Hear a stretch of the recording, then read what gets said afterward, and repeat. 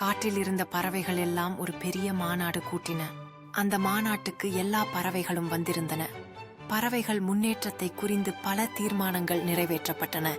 மாதாட்டு முடிவில் ஒரு நடன அரங்கேற்றம் ஏற்பாடாகி இருந்தது. திட்டப்படி கடைசியில் மாதாட்டு மேடையின் மீது ஏறி மயில் நடனமாடியது.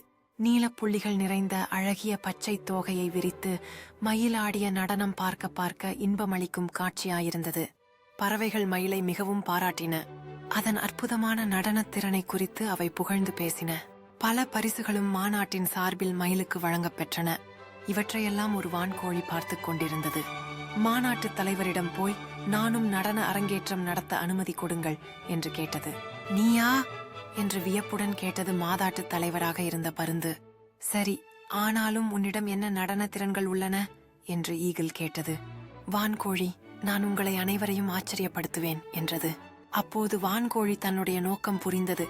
எனக்கு ஒரு வித்தியாசமாய் நடனமாட வேண்டும் என்று சொல்லி மகிழ்ச்சியுடன் கூவியது.